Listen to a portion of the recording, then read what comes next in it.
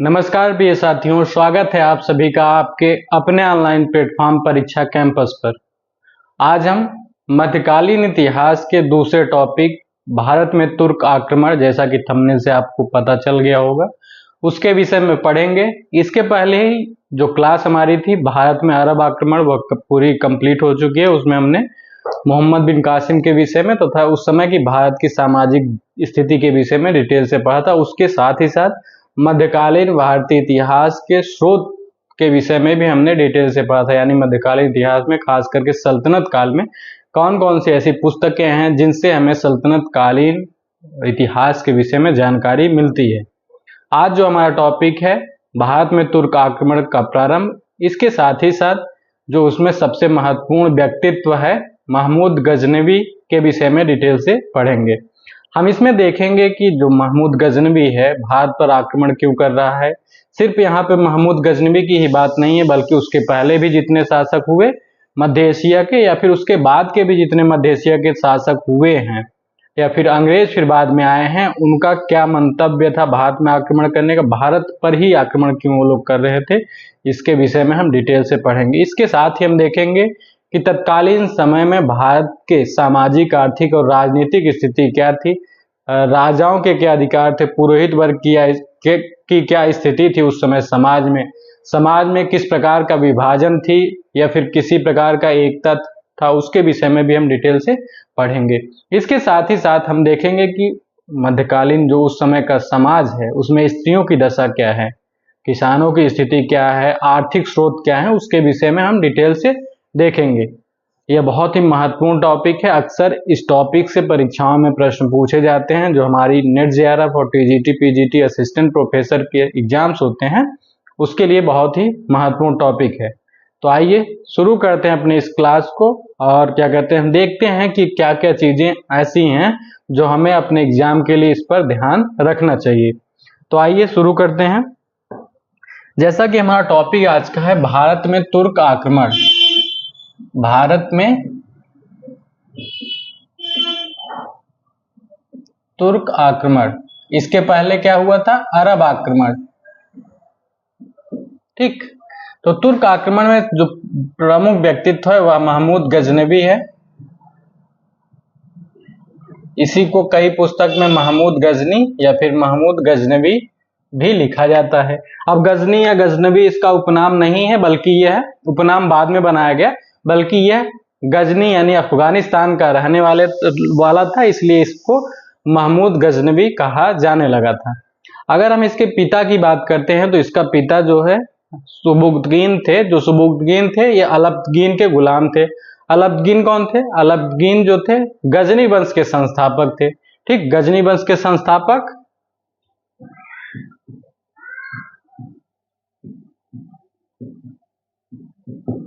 अलब्तगीन थे। ठीक, और अलब्तगीन के ही एक दामाद हुए, या फिर इस गुलाम भी था। ठीक, गुलाम था बाद में दामाद, गुलाम था बाद में दामाद बना लिया। कौन? सुबुक्तगीन।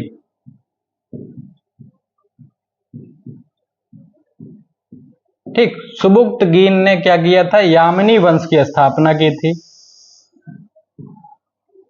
यामिनी वंश की स्थापना की जिसमें महमूद गजनी था। ठीक, अब सुबुक्तगीन जब शासक बनता है अलब्तगीन के बाद तो क्या होता है, इसने अपने जो इसका बेटा था इस्माइल यानी महमूद गजनी का भाई था।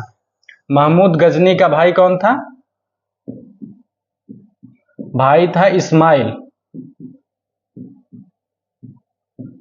ठीक, तो सुबुक्तगीन ने क्या किया, इसको अपना उत्तराधिकारी बना दिया। ठीक, क्या किया, उत्तराधिकारी नियुक्त किया।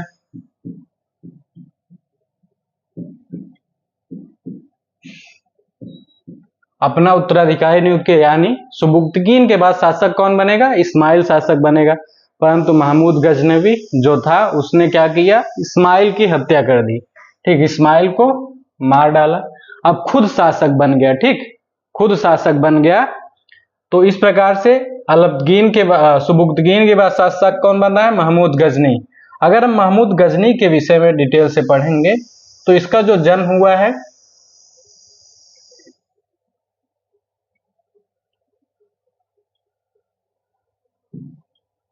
जन्म की अगर हम बात करते हैं 771 ईस्वी में,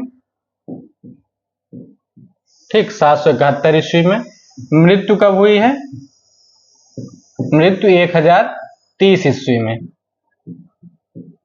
तो मृत्यु कैसे हुई है? मृत्यु हुई है, कई विद्वानों का मानना है कि इसको टीबी हो गया था और कई विद्वानों का मानना है कि इसको मलेरिया हुआ था।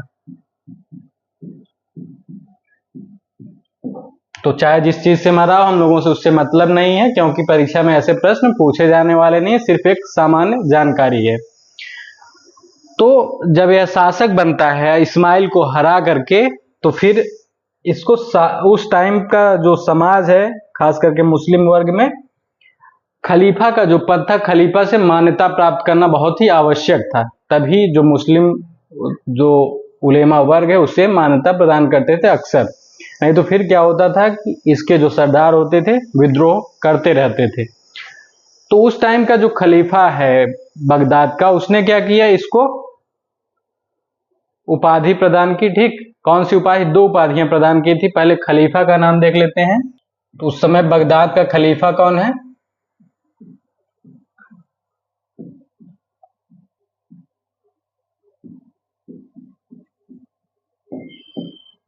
तो उस समय बगदाद का खलीफा जो है अल कादिर बिल्लाह है। क्या है?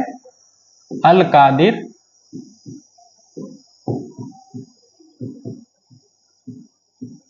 अल कादिर बिल्लाह जो हैं उस समय के बगदाद के खलीफा हैं।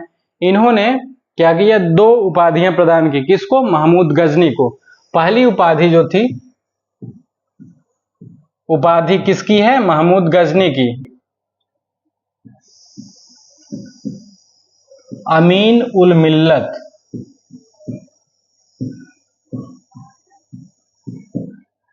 कौन सी उपाधि?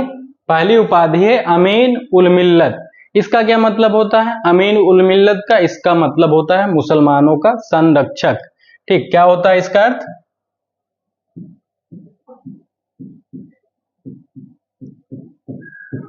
मुसलमानों का संरक्षक।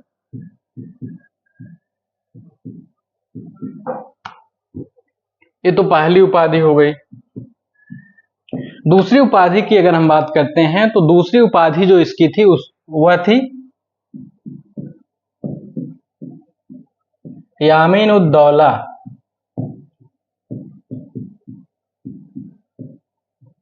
क्या उपाधि थी? यामीन उद दौला। अगर इसके हम बात करते हैं यामीन उद दौला का अर्थ क्या होता है, तो कई विद्वान जो है इसका खलीफा का दाहिना हाथ मानते हैं, जबकि कई विद्वान जो हैं इसको कहते हैं साम्राज्य का दाहिना हाथ।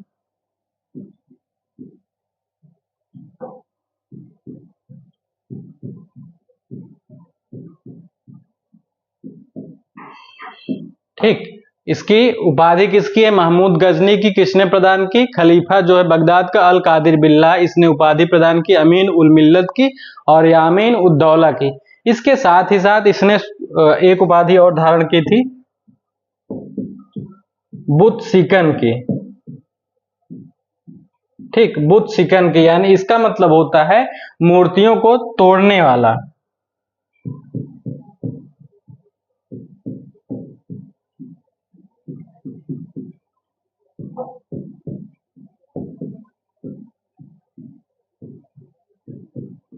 या मूर्ति भंजक।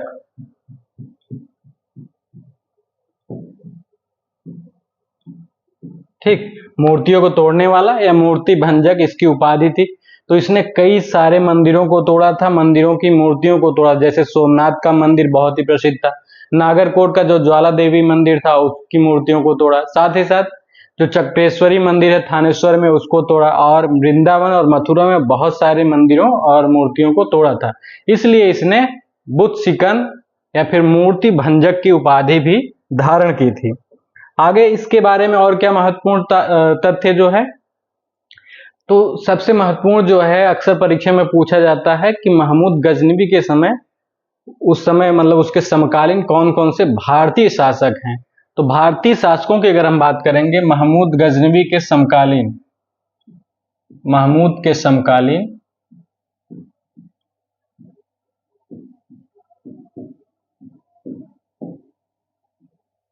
शासक।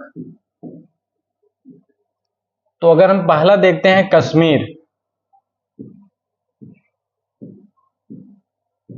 तो कश्मीर में कौन शासक था इस समय? तो रानी दिद्दा। रानी दिद्दा जो है इस समय कश्मीर की शासिका। ठीक, कश्मीर में कौन?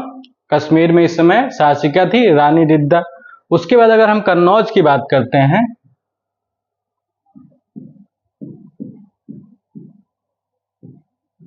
कन्नौज में प्रतिहार शासक कौन था? राजपाल का शासन था। इसी को राज्यपाल भी कई लोग लिखते हैं, कई पुस्तक में मिलता है। ठीक, तो किस वंश का शासक है? प्रतिहार वंश का। प्रतिहार वंश का शासक राज्यपाल इस समय शासन कर रहा था। अगर हम बंगाल की सब बात करेंगे तो बंगाल में जो है, बंगाल में पाल वंश का शासक शासन कर रहा है। क्या नाम है? महिपाल। बंगाल में पाल वंश का शासक महिपाल शासन कर रहा है। और बुंदेलखंड की अगर हम बात करते हैं,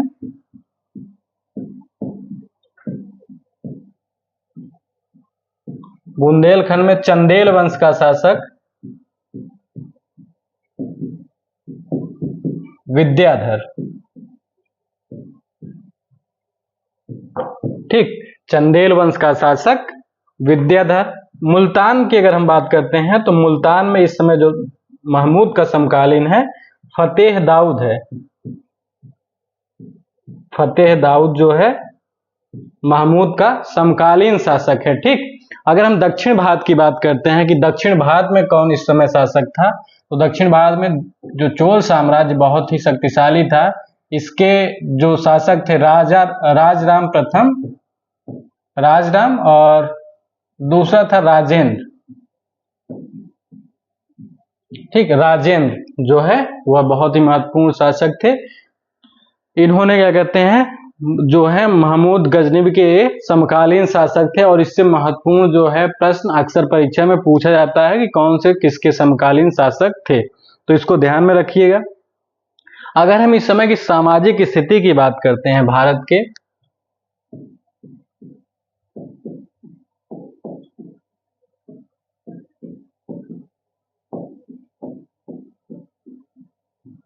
तो सामाजिक स्थिति की बात करेंगे तो इस समय का जो समाज है विभाजित समाज है।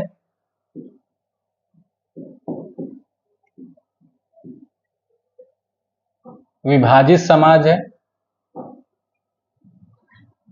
जाति प्रथा है। ठीक, क्या है? समाज विभाजित है, जाति प्रथा है। समाज का विभाजन जो है 4 वर्णों में हुआ है। ठीक, 4 वर्णों में विभाजन।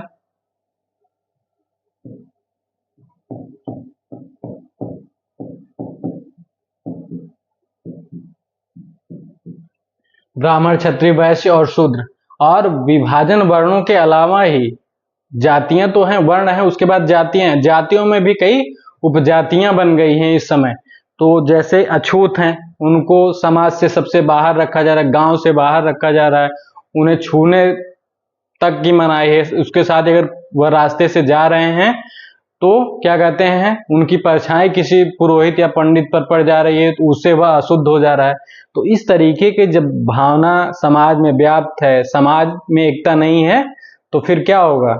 आक्रमण अगर कोई होगा तो एक दूसरे में सामंजस्य नहीं होगा, कोई सहयोग एक दूसरे का नहीं करेंगे। इस समय तक जो समाज है एकदम, उसमें जाति में परिवर्तन संभव नहीं है। ठीक, कोई अगर वैश्य हो गया है, वैश्य जन्म से हुआ है, तो वह चाह करके भी क्षत्रिय नहीं बन सकता है। इसके साथ ही साथ जो अंतरजातीय विवाह हो रहे थे वह भी बंद हो गए। ठीक, अब अंतरजातीय विवाह के द्वारा भी जाति परिवर्तन संभव नहीं था। इसके साथ ही साथ इस समय जो स्त्रियों की दशा है,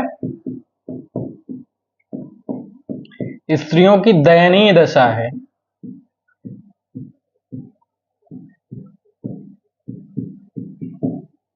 कैसे? बाल विवाह इनका हो रहा है। ठीक, सती प्रथा इस समय। अगर कन्या का जन्म हो रहा है तो उसका वध हो जा रहा है, मतलब वध किया जा रहा है, कन्या वध उस समय हो रहा है। शिशु जो अगर जिसका जन्म कन्या के रूप में, तुरंत उसको मार दे रहे हैं, खास करके राजपूत समाज में ऐसा हो रहा था उस समय। तो जो समाज है एकदम उसकी स्थिति है गिरी हुई है, दयनीय स्थिति है। उच्च वर्णों में जो बहुविवाह की प्रथा थी, यानी एक जो राजा होता था कई पत्नियां रखता था, ठीक, कई पत्नियां रखता था, उससे भी समाज में बहुत ज्यादा प्रॉब्लम्स आ रही थी। विधवा विवाह नहीं हो रहे थे, ठीक, विधवा विवाह नहीं हो रहे थे।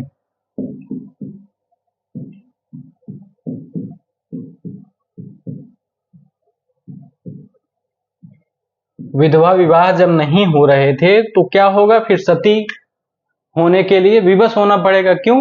क्योंकि उस समय की ऐसी सामाजिक स्थिति ही हो गई थी कि स्त्रियां जो हैं अकेले घूम नहीं सकती थी, और विधवाओं को उस समय देखना बहुत ही अपशकुन माना जाता था। तो इसकी वजह से अगर कोई विधवा जो है बाहर घूमती थी तो जो समाज के अनर्गल तत्व हैं, जो समाज में बहुत ही इनकी स्थिति खराब है, वो लोग हमेशा इनके साथ गलत व्यवहार करते रहते थे। इसकी वजह से जो इनकी नारकीय दशा है, इससे बचने के लिए भी बहुत सारी स्त्रियां जो हैं सती हो जाती, क्योंकि रोज रोज का जो कष्ट उनको सहना था उससे तो मुक्ति मिल जाती थी ना एक बार में। तो इसकी वजह से भी बहुत सारी जो स्त्रियां हैं क्या करती थी, वो सती हो जाती थी। और सती प्रथा जो है खास करके उच्च वर्गों में ही शुरू में होता था। जो राजपूत शासक होते थे, जब वो उनकी मृत्यु हो जाती थी तो उनके साथ में ही उनकी रानियां या पटरानियां जो हैं सती हो जाती थी। उसके साथ ही साथ रानियों पटरानियों के साथ में उनकी नौकरानियां तक भी सती हो जाती थी। तो इस प्रकार से हम देखते हैं कि सामाजिक क्षेत्र में जो भारत की दशा है वह विभाजित समाज है। जाति प्रथा, वर्ण व्यवस्था जो है, उसके अंदर फिर जातियां, जातियों के अंदर उपजातियां हैं, तो फिर कोई सामंजस्य नहीं है सामाजिक स्थिति में, ठीक। अगर हम धार्मिक स्थिति की बात करते हैं, इस समय की धार्मिक स्थिति कैसी है?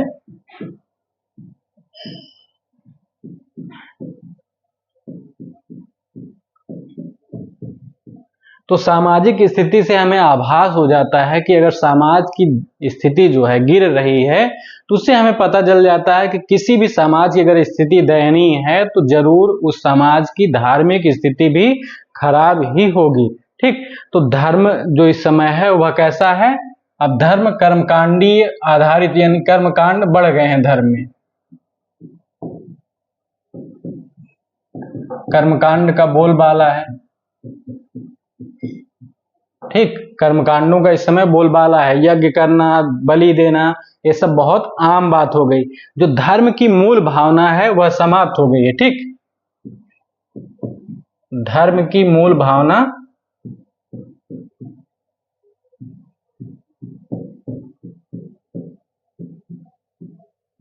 धर्म की जो मूल भावना होती है, दया, लोगों पर एक दूसरे को समान समझना, ईश्वर का पुत्र समझना, भाई समझना, और दया दान करना, ये सब जो मूल भावना है, गरीबों की सेवा करना, लोगों की सहायता करना, ये सब पूरा समाप्त हो चुका है। एकांत में क्या कहते हैं, ध्यान करना, ये सब समाप्त होकर के जो धर्म अब हो गया है कर्मकांड पर आधारित हो गया। और ऐसा नहीं कि सिर्फ हिंदू धर्म में ऐसा था, हिंदू और बौद्ध दोनों धर्मों में,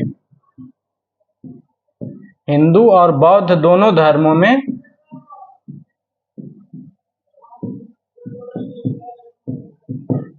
अनाचार बढ़ गया था। क्या हुआ?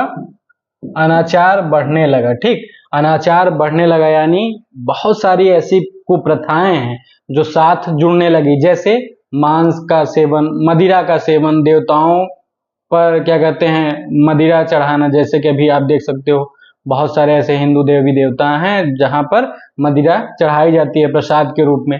तो यह सब जो है उस समय की क्रियाएं बहुत ज्यादा बढ़ गई थी। वाम मार्गी जो संप्रदाय थे वो बहुत ज्यादा आगे आ गए थे। यानी जैसे कि बौद्ध धर्म में क्या, उसके साथ ही साथ जैन धर्म जो उस समय बहुत ही पवित्र माना जाता था प्राचीन काल में, उसमें बहुत सारी ऐसी विसंगतियां आ गई थी जिसकी वजह से लोगों का जो झुकाव इन धर्मों के प्रति था वह हटने लगा था। साथ ही साथ जैसे कि मैंने बताया अभी, मांस का सेवन, मदिरा का सेवन, व्यभिचार करना। जैन धर्म में ऐसा एक संप्रदाय था जिसमें मृतकों के साथ यौन संबंध बनाए जाते थे, उसके माध्यम से वो लोग बोलते थे कि मोक्ष की प्राप्ति होगी। बहुत सारी ऐसी भ्रांतियां जो हैं उस समय समाज में विद्यमान हो गई थी। जो बौद्ध मठ थे, मंदिर थे, वे सब क्या कहते हैं व्यभिचार के केंद्र बन गए थे उस समय। खास करके जो भारतीय मंदिर थे उस समय, उसमें देवदासी प्रथा, जो स्त्रियों को, बालिकाओं को उस समय देवता की पत्नियां माना जाता था, उनको क्या कहते हैं, उनके साथ बहुत सारे दुर्व्यवहार किए जाते हैं देवताओं की पत्नियों के नाम पर, पुरोहितों के द्वारा। उस मंदिर में जो पुरोहित रहते थे उनका अनुचित फायदा उठाते थे। तो ये सब चीजें जो हैं बहुत ज्यादा समाज को तोड़ रही थी। इसके साथ ही साथ जब ये चीजें बढ़ रही थी समाज में, तो उस समय साहित्य की जो रचनाएं हो रही हैं, साहित्य में भी विलासिता आने लगी थी। इसके साथ ही साथ क्या हुआ कि सांस्कृतिक विलासिता बढ़ रही थी उस टाइम पे।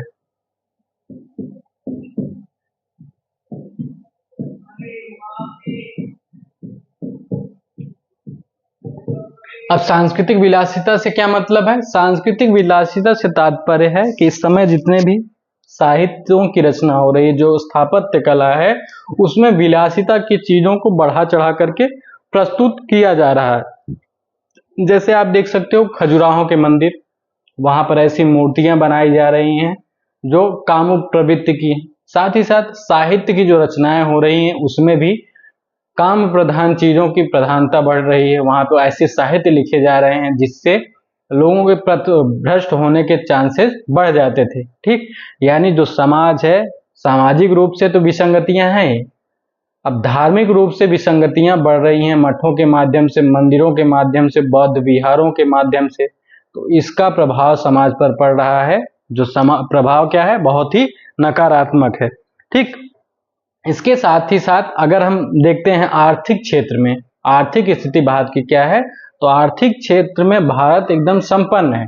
ठीक, भारत में बहुत सारे खनिज संसाधन हैं, और इसके साथ ही साथ जो मंदिर हैं, मठ हैं, वो क्या हैं, आर्थिक रूप से बहुत ही समृद्ध माने जाते थे। ठीक, उस समय भारत सोने की चिड़िया कहा जाता था। राजा हो, कोई भी व्यक्ति हो, क्या कहते हैं, बहुत ही ज्यादा उस समय जो शासक वर्ग है बहुत ज्यादा धनाढ़ था। उसके साथ ही साथ शासकों के साथ, यानी क्षत्रियों के साथ, राजपूतों के साथ ही साथ उनका जो पुरोहित वर्ग, उन पर आश्रित जो था, वह भी बहुत ही, मंदिरों में जो लोग रहते थे बहुत ही धनाढ़ थे। यानी आर्थिक रूप से एक वर्ग तो बहुत ही शक्तिशाली है, परंतु अगर हम इसका दूसरे पक्ष का अवलोकन करते हैं तो हम पाते हैं कि सिर्फ कुछ ही वर्ग जो है बहुत ज्यादा धनाढ़ है।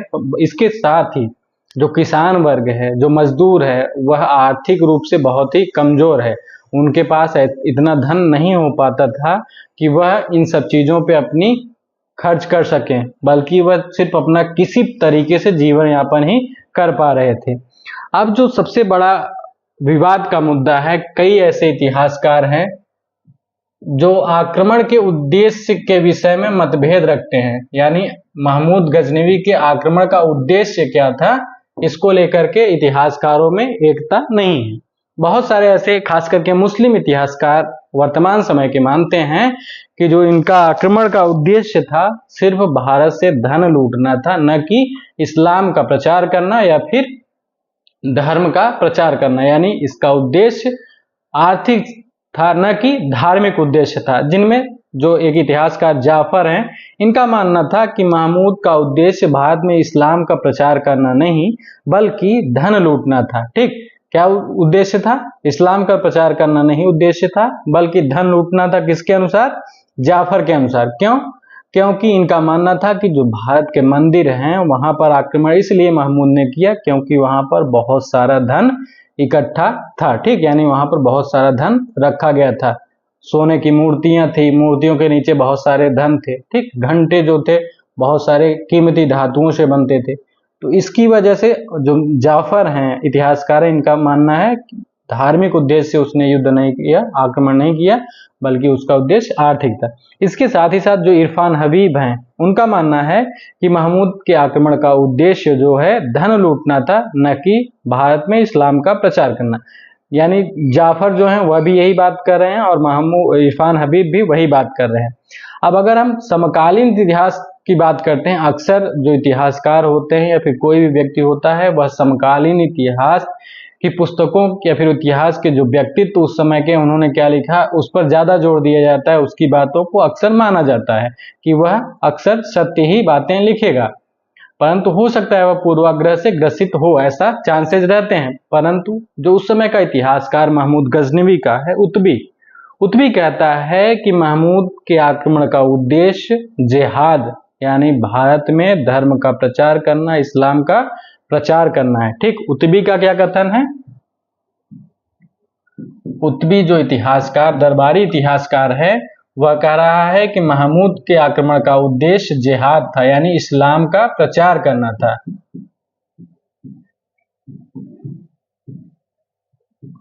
इस्लाम का प्रचार करना था। ठीक, कौन कह रहा है? उत्बी, जो महमूद गजनवी का दरबारी इतिहासकार है।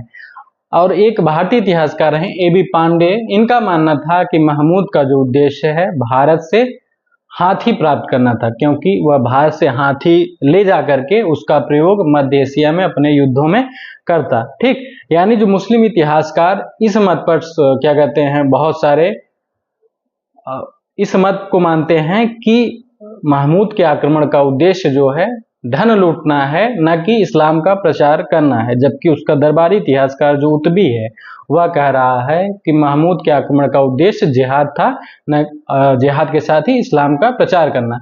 तो कैसे पता चलेगा कि जिहाद है या इस्लाम का प्रचार है कि नहीं है?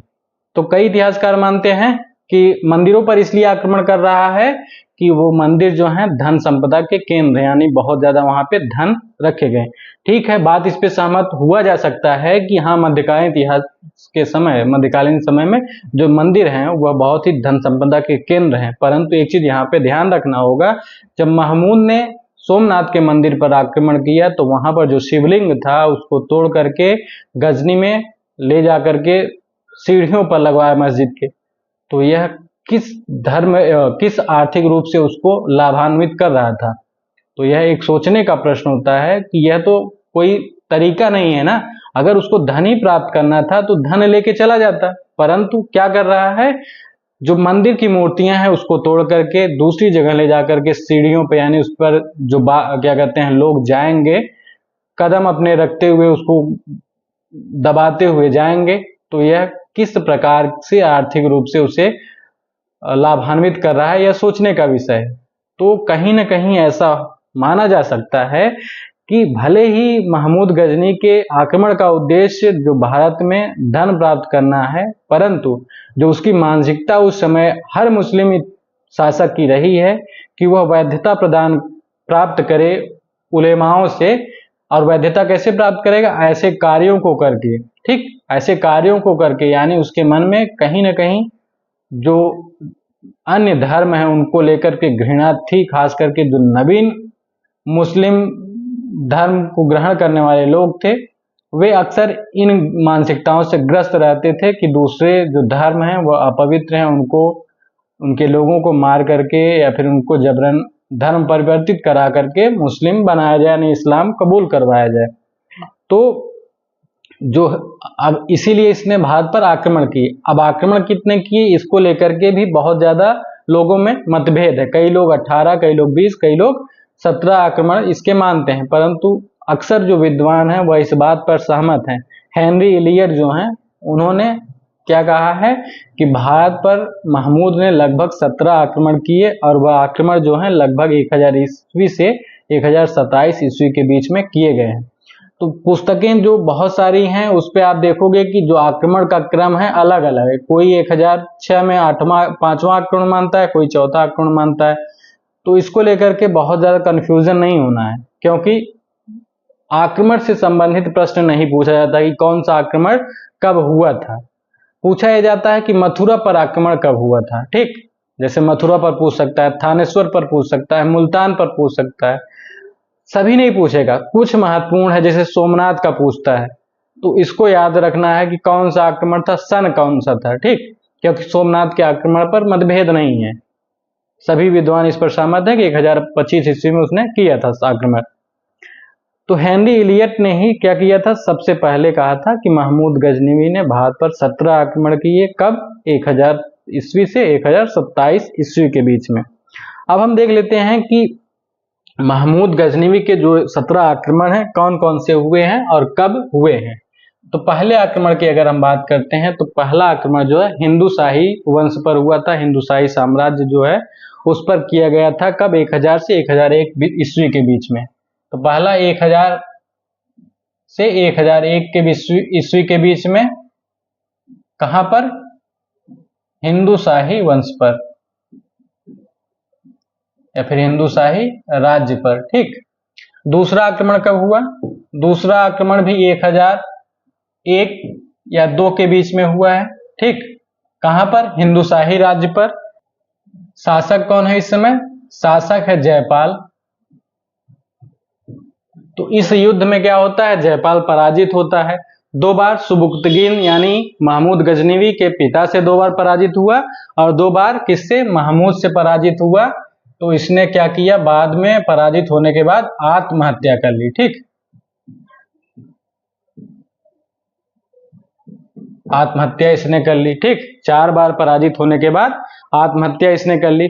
तीसरे आक्रमण की अगर हम बात करते हैं तो तीसरा आक्रमण 1004 ईस्वी में हुआ है। कहां पर?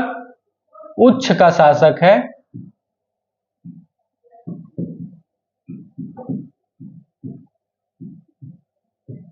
वाजीरा पर। ठीक। किस पर? उच्छ का शासक वाजीरा पर तीसरा आक्रमण इसने किया है। अगर चौथे आक्रमण की बात करेंगे तो चौथा आक्रमण कहां पे हुआ है? मुल्तान पर। ठीक। 1005 में मुल्तान पर आक्रमण किया। शासक कौन है? फतेह दाऊद है।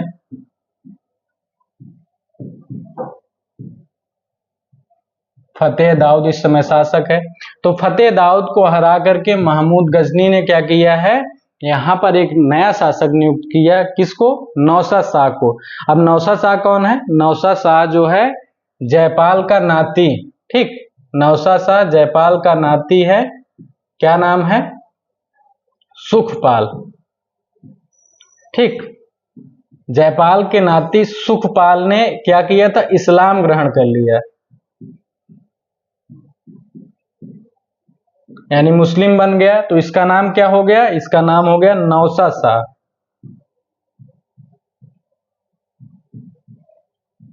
तो नौशाद शाह को मुल्तान का शासक बना दिया। ठीक। फतेह दाऊद को हरा करके। इसके बाद जो 5वां आक्रमण है वह कहां हुआ है? 5वां आक्रमण 1007 ईस्वी में। ठीक। पंजाब में। छठे आक्रमण की अगर हम बात करते हैं तो छठा आक्रमण 1008 में हुआ है। पंजाब और नागरकोट पर। ठीक। पंजाब और नागरकोट पर यहाँ के ज्वाला देवी मंदिर को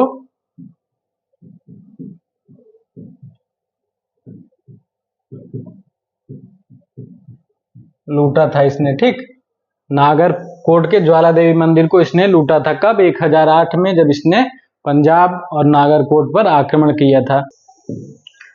7वें आक्रमण की अगर हम बात करते हैं, 7वां आक्रमण जो इसने किया है 1009 में। 1009 में तो यह राजस्थान अलवर के पास इसने किया। ठीक। राजस्थान के अलवर के पास इसने किया। तो यहाँ पर एक जगह था नारायणपुर, वहां पर इसने आक्रमण किया। तो 8वां 1010 में मुल्तान पर फिर इसने आक्रमण किया। ठीक। 9वां आक्रमण जो है 1013 में। 9वां आक्रमण कब किया इसने? 1013 ईस्वी में। कहां पर? थानेश्वर में। 10वां आक्रमण, तो 10वां आक्रमण जो है 1013 ईस्वी में हुआ है। कहां पर? यह हुआ है हिंदू शाही वंश पर।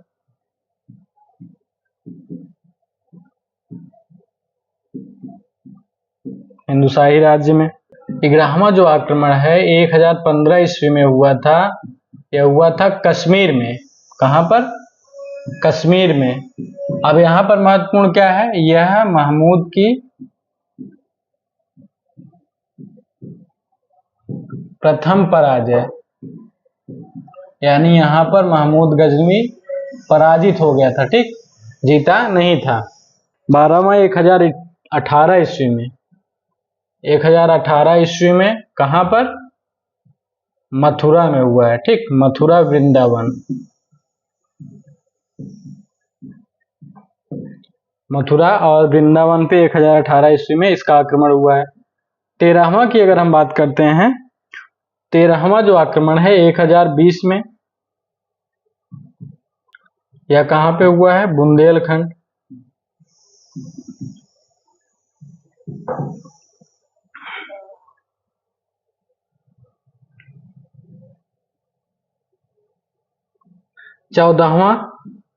चौदहवां आक्रमण जो है इसका 1021 में, 1021 में कहां पर?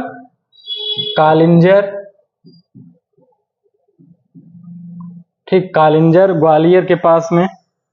तो यहां का जो शासक है विद्याधर, विद्याधर से संधि कर लिया इसने। ठीक, विद्याधर से क्या हुआ? संधि हो गई। 15वां आक्रमण 1024 में गुजरात में हुआ।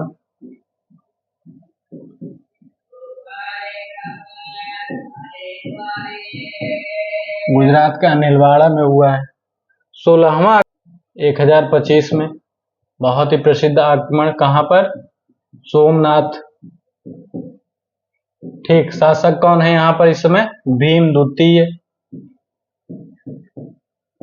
ठीक, भीम द्वितीय शासक है इस समय।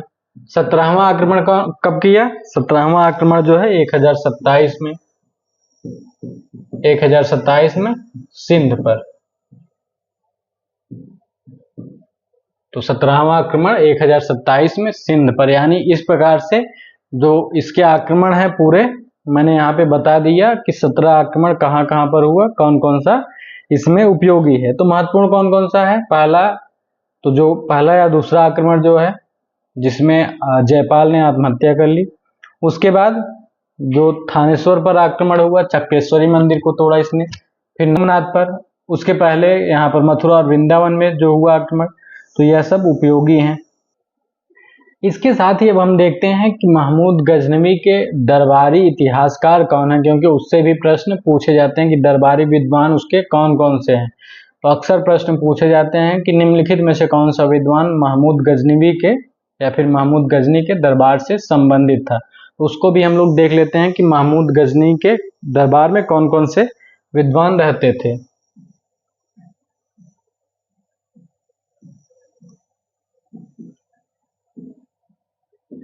महमूद के दरबार में रहने वाले विद्वान, तो विद्वानों की अगर हम बात करते हैं तो पहला मान लीजिए, बताया ही मैंने उतबी के विषय में। तो यह दरबारी इतिहासकार था, बहुत बड़ा उस समय का विद्वान था। तो इसने एक पुस्तक लिखी, तारीख ए यामिनी।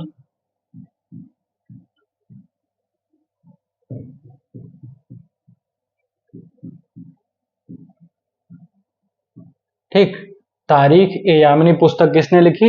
उतबी ने लिखी है। ठीक, अब दूसरे जो थे, दूसरे थे महमूद के वजीर, महमूद गजनवी के वजीर थे, कौन थे? तो ख्वाजा अहमद। कौन? ख्वाजा अहमद।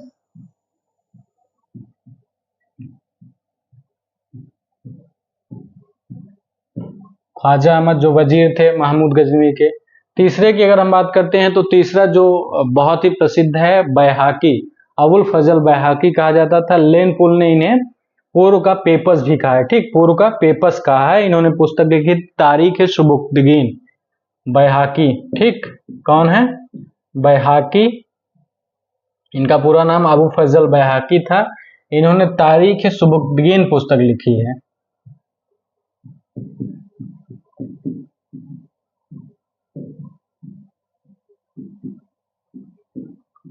लेन पुल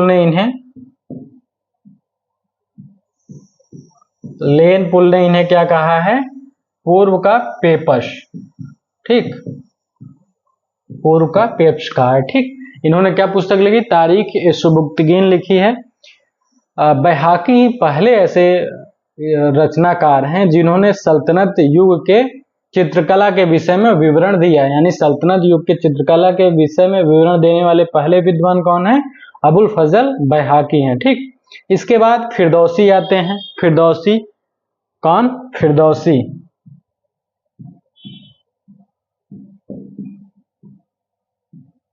फिरदौसी इन्होंने क्या किया था? इन्होंने शाहनामा पुस्तक लिखी थी।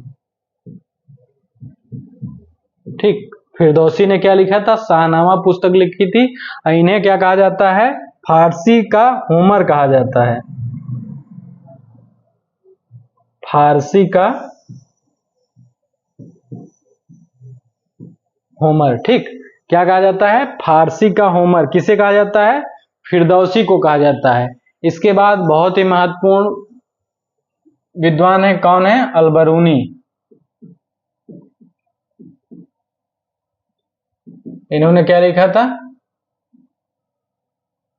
तारीख ए हिंद, या इसी को कहा जाता है किताब उल हिंद।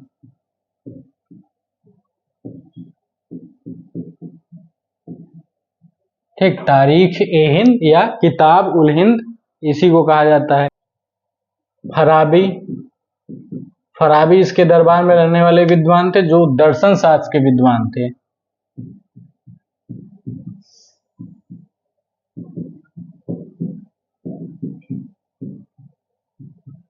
ठीक, दर्शन शास्त्र के विद्वान थे। एक और व्यक्ति बहुत ही महत्वपूर्ण थे, सैयद सलार गाजी। ठीक, सैयद सलार गाजी जो उस समय महमूद के सिपह सालार थे। ठीक, इनका पूरा नाम था सैयद सलार मसूद गाजी। इनकी मजार बहराइच में अभी भी वहां पर मेला लगता है। ऐसा माना जाता है कि वहां पर इन्होंने महमूद गजनवी के ओर से युद्ध किया था, और जो उस समय के राजा थे, भारतीय शासक थे, राजा सुहेल देव, इन्होंने सैयद सलार गाजी को वहां पर परास्त किया था। ठीक, तो पराजित हो गए तो वहां पे इनकी मृत्यु हो गई। तो बहराइच में ही इनकी अभी मजार है, वहां पर प्रतिवर्ष मेला लगता है। बहुत सारे लोग वहां पर श्रद्धा पूर्वक जाते हैं इनके दर्शन करने। इसके बाद 1030 ईस्वी में महमूद की मृत्यु हो जाती है। महमूद गजनी के बाद उसका पुत्र जो शासक बनता है मसूद, 1030 से 1040 तक यह शासक रहता है, 1040 ईस्वी तक। उसके बाद धीरे धीरे इसकी शक्ति का पतन होने लगता है। उस समय सल्जुक जो तुर्क थे, उस समय उन्होंने इस पे आक्रमण किया और इसे पराजित कर दिया। फिर बाद में धीरे धीरे इसका जो साम्राज्य है विघटन की ओर बढ़ता है। फिर बाद में मोहम्मद गौरी जो है उसने गौर वंश का फिर साम्राज्य बढ़ाया। फिर उसी के कुछ दास थे, गुलाम थे, सिपह सालार थे, उन्होंने भारत पर आक्रमण करना शुरू किया, जिनमें आपने देखा होगा बाद में दिल्ली सल्तनत की स्थापना होती है कुतुबुद्दीन ऐबक के द्वारा।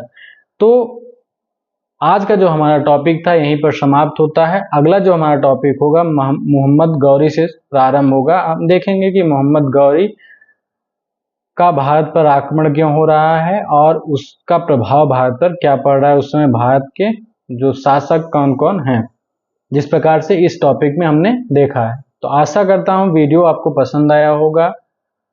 हमारे वीडियोस को लाइक करिए, शेयर करिए और हमारे चैनल को सब्सक्राइब करिए। तो मिलते हैं आपसे अगले वीडियो में। धन्यवाद।